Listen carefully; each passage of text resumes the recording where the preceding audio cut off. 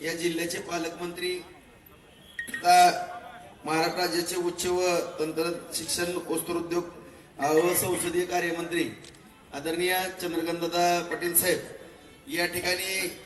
आपल्या या बेमुदत अगोदर सांगतो बेमुदत आंदोलनाला करता या ठिकाणी भेट देण्याकरता या ठिकाणी आलेले आणि आज या ठिकाणी तमाम माझ्या सर्व महाराष्ट्रातील मराठा बंधू भगिनींच्या मनामध्ये दादा जो संभ्रम आहे की सातत्यानं या ठिकाणी जे आंदोलन मोर्चे सातत्यानं हा विषय सातत्यानं पुढे येतो आणि आदरणीय नारायण राणे साहेबांच्या समितीनं अहवाल दिला त्यावेळेस पण एक आरक्षण आलं ते आरक्षण टिकलं नाही त्यानंतर देवेंद्र फडणवीस साहेब मुख्यमंत्री होते त्यांनी आरक्षण दिलं ते हायकोर्टात टिकलं नंतर सुप्रीम कोर्टात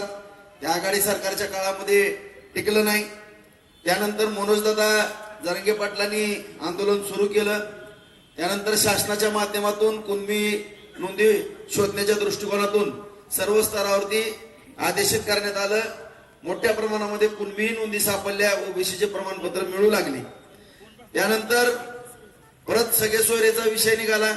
सातत्यानं आंदोलन तीव्र होत गेली आणि वाशीलाही माननीय मुख्यमंत्री साहेब आणि मनोजदादा जरांगे पाटील साहेब यांच्यामध्ये जे काही अधिसूचना निघाली त्यामध्ये सुद्धा गुलाल उधळला गेला त्यानंतरही या ठिकाणी आंदोलन सुरू झालेले आहेत दादा हैदराबाद गॅजेटरचा विषय सातत्यानं पुढे येतोय त्याचबरोबर एससी-बीसीचं आरक्षण सरकारने दिलं तरी देखील मराठा समाजाच्या बंधू भगिनींच्या आणि गरजूवंत मराठा समाज बांधवांच्या मनातून हा संभ्रम निघत नाही सातत्यानं ओबीसी कोट्यातूनच आरक्षण द्यावं ही मागणी सातत्यानं मराठा समाजाच्या बांधवातून होत आहे आणि ही मागणी होत असताना काही भागामध्ये ओबीसीतून आम्हाला आरक्षण नको ही मागणी पुढे येत आहे आणि हा जो सर्व मराठा समाज बांधवांच्या मनामध्ये संभ्रम आहे शासन आणि विरोधी पक्ष यामध्ये सातत्यानं विरोधी पक्षाची भूमिका एक येते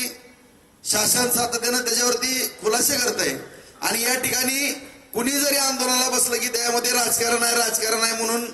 शासनाचं पुरस्कृत काय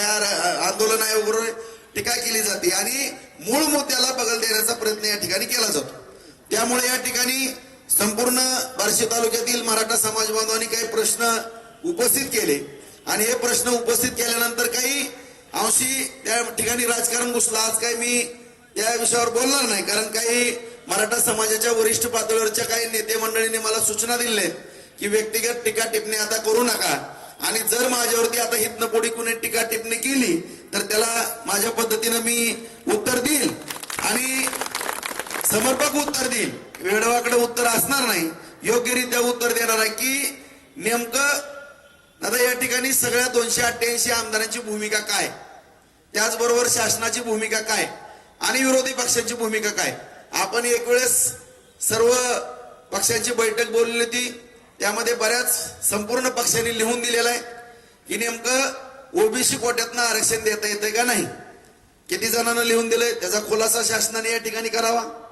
दुसरा मुद्दा दुसऱ्या वेळेस बैठक या ठिकाणी मराठा समाज बांधवांना सांगू इच्छितो दुसऱ्या वेळेस बैठक बोलली कोण आलं कोण नाही त्याचबरोबर परत सातत्यानं आंदोलनानं उपोषण होतात आणि सातत्यानं मराठा समाज हा संभ्रमामध्ये पडलेला आहे आणि मूळ जी मागणी आहे त्या मूळ मागणीला बगल देऊन या ठिकाणी 50% आतूनच ओबीसी कोट्यातूनच आरक्षण पाहिजे हीच मागणी या भागातील प्रामुख्यानं मराठवाड्यातली आणि आमच्या मराठवाडा लगत असलेला जो भाग आहे त्या भागामधले कारण